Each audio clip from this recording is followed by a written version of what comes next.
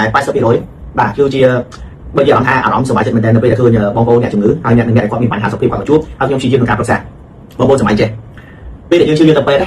យើងទៅជួបជាមួយនឹងគ្រូពេទ្យតើយើងមានពេលប្រហែលនាទីដើម្បីពិភាក្សាជាមួយគ្រូពេទ្យហើយយើងមានពេលប្រហែលនាទីដើម្បីនិយាយលេងពីរឿងសុខភាពជាមួយគ្រូពេទ្យហើយគ្រូពេទ្យខ្លួនគាត់ឲ្យមានពេលវេលាប្រហែលនាទីដើម្បីបរិយាយពីបញ្ហាជូនឲ្យយើងស្ដាប់ជាអ្នកជំងឺនេះ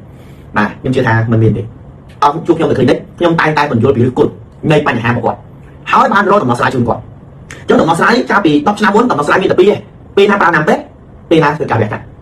ចឹងបើសិនគាត់មានមេរោគនៅក្នុងខ្លួនចាំតែការប្រើណាំពេទ្យបើសិនគាត់ណាំពេទ្យដល់ចូលចិត្តធ្វើការវះកាត់ហើយបើសិនការវះកាត់មកចូលចិត្តទៀតអានឹងមានតែបាទបញ្ជូនគាត់ទៅកន្លែងផ្សេងនេះគឺជាការអនុវត្តពីសម័យមុនតែការអនុវត្តនោះមិនទទួលបានលទ្ធផលធ្វើខ្ញុំសប្បាយចិត្តទេចឹងហើយទៅពេលដែលខ្ញុំសិក្សាពីរបបអំណុយថ្មីនៅក្នុងយុគ New Innovation បាទគេបាននិយាយពីគុណភាពជីវិតគេភ្ជាប់ជាមួយនឹងរបបអាហារនិងការប្រើវីតាមីនពាក្យថាគុណភាពជីវិតរបបអាហារនិងការប្រើវីតាមីនខ្ញុំឆ្ងល់ថាតើរបបអាហារហ្នឹងអ្វីទៅជារបបអាហារហើយវីតាមីនហ្នឹងតើវីតាមីនបែបណាចឹងនៅពេលដែលខ្ញុំសិក្សាម្ដងហើយម្ដងទៀតបាទនៅម៉ាឡេស៊ីផងនៅកូរ៉េផងនៅជប៉ុនផងបាទនៅហ្វីលីពីនផងបាទទើបខ្ញុំដឹងថារបបអាហារសំខាន់មែនទែនអ្នកដែលញ៉ាំរបបអាហារបានន័យថាបើយើងនិយាយខ្លីយើងធ្លាប់ឮហូបតិចអាយុវែងហូបច្រើនអាយុខ្លីចឹងណា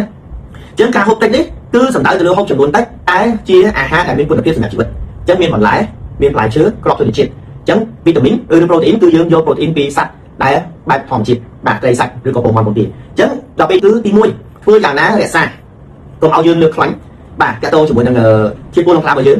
ហើយនឹងទី3តកតោជាមួយនឹងអាស៊ីដយូរិកក្នុងឈាមរបស់យើងកុំឲ្យមានការកើនឡើងហើយនឹងរក្សាទម្ងន់ចឹងការរៀបចំរបបអាហារនេះគឺសំខាន់មែនទែនបើសិនតែយើងច្រើននឹងបន្លែផ្លែឈើគ្រាប់ធញ្ញជាតិណាបានន័យថាសរសៃឈាមរបស់យើងគឺល្អស្អាតទី1គឺ triglyceride ទី2គឺ cholesterol ចឹងបងប្អូនដឹងថាបើសិនយើងមាន triglyceride ល្អមាន cholesterol ល្អបានន័យថា 50% យើងមានសមត្ថភាពរួចហើយចំពោះរាងកាយរបស់យើងចំពោះអ្នកដែលគាត់មានបញ្ហាសុខភាពគឺទី1គឺ triglyceride និងទី2 cholesterol ចឹងបើសិន triglyceride ឡើងហើយ cholesterol លើហើយចឹងគាត់ប្រឈមនឹងបញ្ហាអាចនឹងមានបញ្ហាលើជាតិអាស៊ីតអាចនឹងមានបញ្ហាជាតិពុលក្នុងខ្លាំងអាចនឹងមានការប្រែប្រួលទៅលើតំបន់របស់គាត់គ្រីអាទីវីរបស់គាត់ទៀតហើយខាងត្រូវគាត់អាចនឹងមានបញ្ហាការប្រែប្រួលទៅលើ AB1C ឬក៏តើទៅមកស្គរសរសៃឈាមរបស់គាត់ទៀតចឹងបញ្ហានឹងមានការកើនឡើងចឹងតើទៅជាមួយនឹងសុខភាពយើងធ្វើយ៉ាងណារក្សាសរសៃឈាមរបស់យើងឲ្យល្អស្អាតចឹង triglyceride និង cholesterol គឺជាជំរឿនល្អចឹងហើយបានខ្ញុំចង់និយាយថារបបអាហារសំខាន់តែអត្រាហើយល្អមួយទៀតគឺការប្រើវីតាមីនបាទគឺ filtrate system filtrate system គឺជាដំណោះស្រាយល្អមែនទែននៅក្នុងយុគសម័យទំនើបនេះចឹង filtrate system មានតែយូនីម៉ាទេហើយជាមួយនឹង bioslide test ចឹង filtrate system នេះក្រោយខ្ញុំទទួលបានលទ្ធផលល្អរហូតដល់បានន័យថា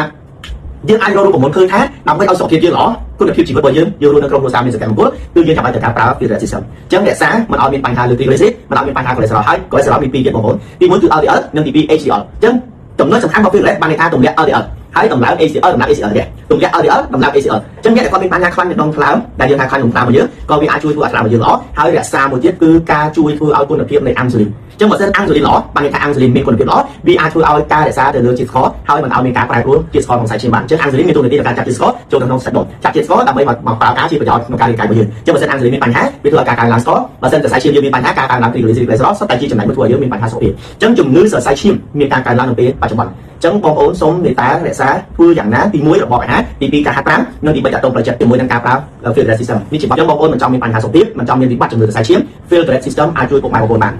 ខ្ញុំដុកទ័រគីមមកពិសោធន៍ខ្ញុំមានចំណេះដឹងខ្ញុំមានខ្ញុំព្យាយាមក្នុងការជួយដល់សង្គមចឹងខ្ញុំជួយបងលោកបងអ្នកដែលទទួលបានសុខភាពល្អយូរវែង100ឆ្នាំអស់នេះ